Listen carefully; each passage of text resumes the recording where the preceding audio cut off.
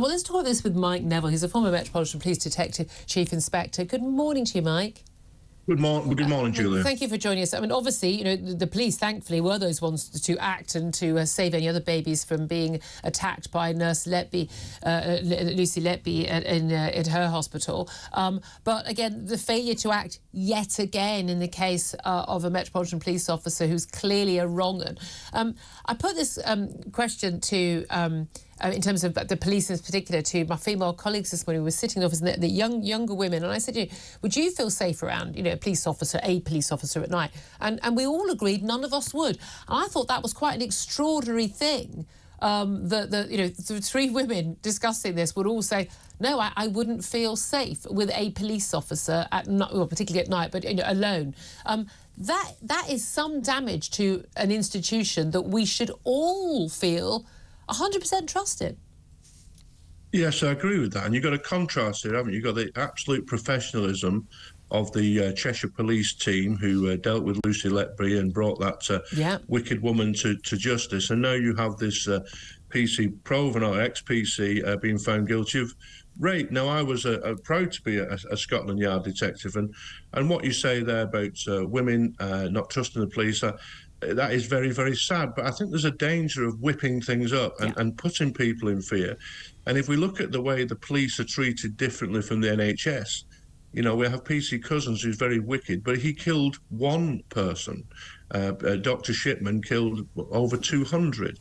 Lucy Letby killed 7, and there may be more that we find out in the future. So it is strange how institutions are treated very differently. No one's the NHS. Yeah, I think there's an element of the different methods used, and therefore people, were unable to realise. But that is a fair point. But no police officer has sort of done wicked things to innocent babies that can literally do nothing. So I think there's a real issue here about how we. The media reports things and says things, and things can be whipped up. So a woman now may be reticent to report something. So I think that's something we've got to be very careful of. But it is, of course, important that the police do the right things. And what's happened in the police over many years has been, we'll cut back on vetting. And, of course, then they recruit the wrong people. We'll cut back on supervision. I had assistant commissioners. There was always 4 assistant commissioners. They never cut themselves. Yes. But they would have sergeants managing 20 officers. A sergeant is there to manage about 4 or 5 officers, properly direct supervision, and then an inspector should be managing 20 officers and 3 sergeants below them. But they cut. Yeah. And the result is that bad people don't get picked out. Now, I've said this before. When I joined the police, I was a serving soldier in Londonderry, and the RUC sergeant came to my barracks. Now, if I'd lived at home, he would have come there and seen me and my family. But, of course, if we get all modern and we do this on Zoom and no one's ever seen in person, and this is a real problem when you're recruiting people and you're getting the wrong people. I mean, and that's the thing. There's, as was the case with Wayne Couzens and David Carrick before him. He's other, people who committed very severe offences like the abduction, rape, and murder of Sarah Everard. And in David Carrick's cases, numerous cases of imprisonment and rape and controlling behaviour by him, a number of different victims. In the case of Adam Provan, 44-year-old, convicted of raping a fellow officer, a female officer, 6 times, twice raping a 16-year-old girl who he targeted through a blind date. Again, there were flags raised within 2 months of him being hired. Extraordinary. He began, soon actually after he began his training in 2003 at the Metropolitan Police, he was accused of sexually touching a 15-year-old girl. He was interviewed under caution. No further action was taken. 2 years later, a fellow officer, the victim who was eventually convicted of raping, made an allegation of harassment against him. A crime report was made, but again, she says she was talked out of pursuing it by senior officers. Nothing happened to him. He was just told, look, don't contact her again. He then repeatedly contacted her with emails for the next 5 years. Every single time she received one of these emails, she went to her supervisor, and every time she was told, don't respond, I'm sure he'll stop. The first email should have meant that he was sacked, even if he hadn't been dismissed for the other activity. And any other job, you'd be dismissed for that. And the thing I think a lot of us outside the police particularly don't understand, and I think it's also an issue for the NHS as well, is this urge to protect a reputation of an institution and an urge to protect someone who, you can see with your own eyes is a wrong. I have personal experience of being a whistleblower, and exposing, you know, failings in the Met and not treating victims properly, or investigating the crimes properly. And what you met with, I was met with a commander who had a bright red face, started shouting at me, and I said, you know, can I confirm I'm supposed to be frightened at this point? Because these people try and bully you, try and shut you up, try and investigate your... one of the tactics the police do, if they don't really like you, is they investigate your private life. They're very good at investigating you if they don't like what you're saying. They're not so good at investigating you if it'll bring a load of woe to their door or expose previous failings.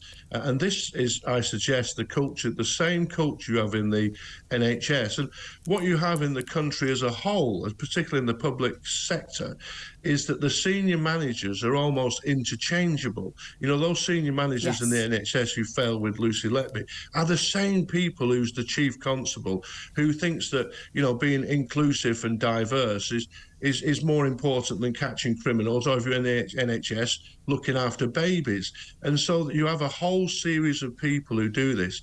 And it's bad. And other things develop as well, like in the NHS, but a real drive to make nurses equal to doctors.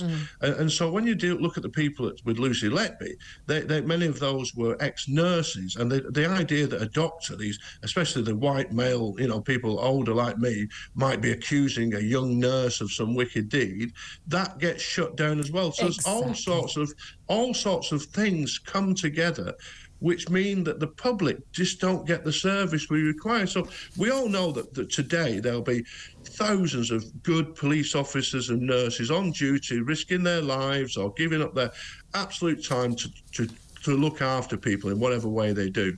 But we've got to be assured that when there is always going to be evil people, no matter how much vetting you do, no matter how much supervision you do. We've got to face the fact there will be Lucy Letbys, Wayne Couzens, David Carricks, etc. But we've got to be assured that they'll be weeded out as soon as possible, and that people won't cover up. And it just seems like we're being failed everywhere, and it won't just be there as well. It'll be something in the armed forces or the local council or anything controlled by the public sector, which seems to have been infiltrated by the wrong people.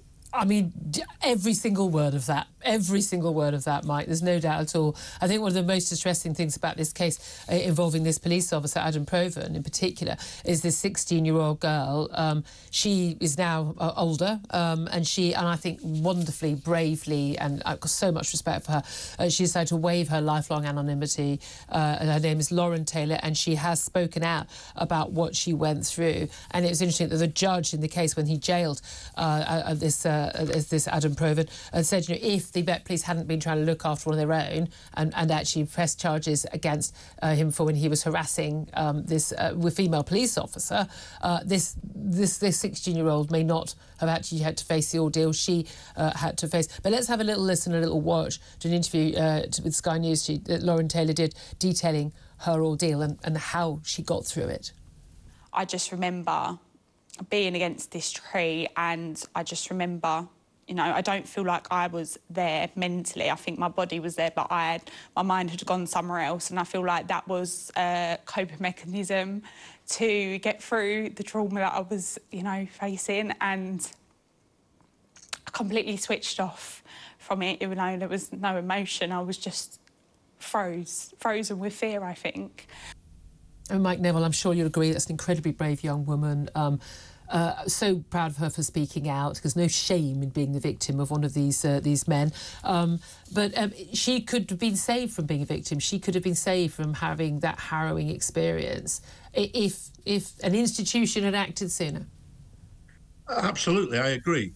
And I also congratulate those officers who worked on that rape investigation so he could be convicted. So, again, we can take away a positive that there are officers who will do the right thing. But it is this cultural thing. I know that Sir Mark Rowley keeps telling us it's going to change, and I wish him luck. It's just amazing. I've emailed the man 3 times and offered, look, you know, you should get some old dinosaurs like me back in. Perhaps we could help. But, of course, you never get the email back. Have you had any reply at all? Not at all. So a former detective chief inspector, you get in touch with him and no one even bothers to send an email back? No, and I think it's just a cultural thing. The last thing they need is somebody like me, and it's that in their view, you know. Yeah, I bet you can smell a wrong 'un at 20 paces. That's the thing.